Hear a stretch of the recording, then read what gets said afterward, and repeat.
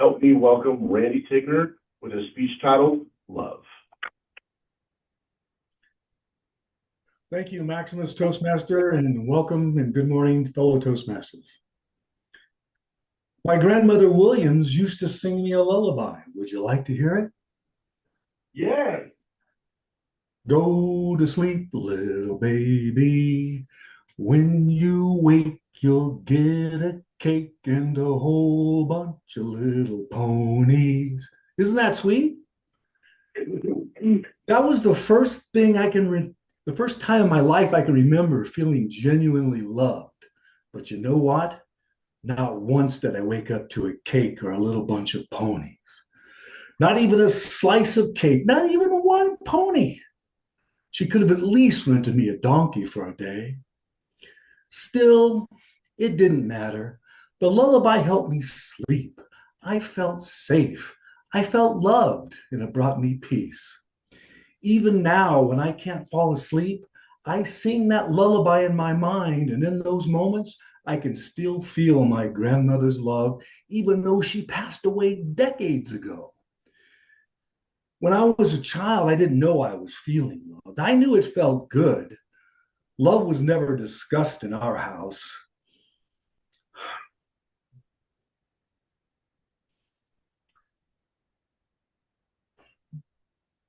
There were no hugs, there were no kisses.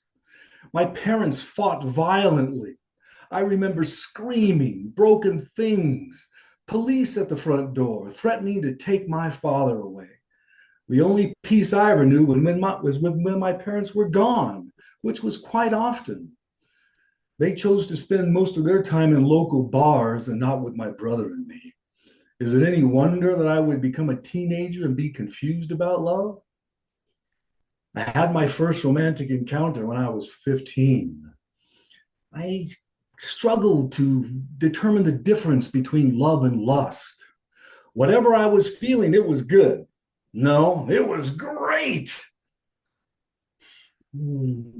I told my girlfriend that I loved her, and she said the same to me. Looking back, I believe we had real love because she loved me for who I was, not for what I could give her, because back then I had nothing to give. I can imagine she is now and was then a beautiful soul inside and out. She wanted to marry me, but I had bigger plans, playing quarterback my senior year, parties, more girls. Oh, I was a dumb teenage boy. I'm ashamed of how I acted. I was becoming like my parents, bouncing from relationship to relationship and not appreciating the good that came into my life. Things changed when I was 32. I held my newborn daughter in my arms and I cried tears of joy. It was only the second time in my life that I cried happy tears. Such a tiny little thing she was, beautiful, and in the complete care of her mother and me. It cracked open my heart. That daughter, Amelia, is 33 years old, and I still feel that same love. An acting teacher once told me that every story, every character was about love. And it was our job as actors to determine how our characters loved, how they expressed it, how they felt it. It was an incredible responsibility.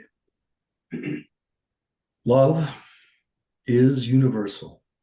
Is there anyone out there who doesn't want to love and be loved? But what exactly is love?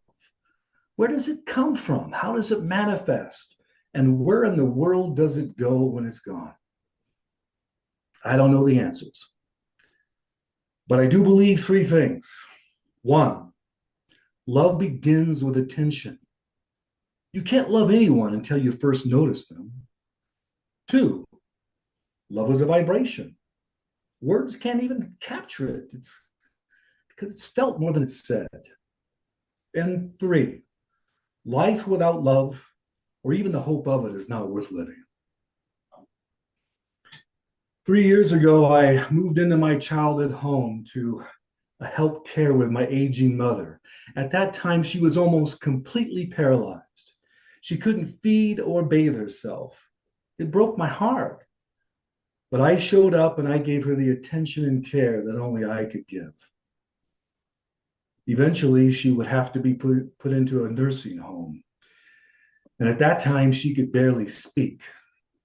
But a week before she passed, when I showed up for my visit and I opened the door to her room, she looked me right in the eyes and said, "I love you."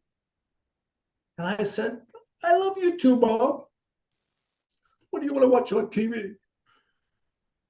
Those were her last clear words. I know my mom always loved me. She just didn't know how to say it, or she thought she wasn't allowed to. But in the end, she found a way. Here's what I will leave you with: find your way and express your love any way you can to the people you care about most. And if you can challenge yourself, boundlessly share your love with everyone else. Go to sleep, little baby. When you wake, you'll get a cake and a whole bunch of little ponies. The end.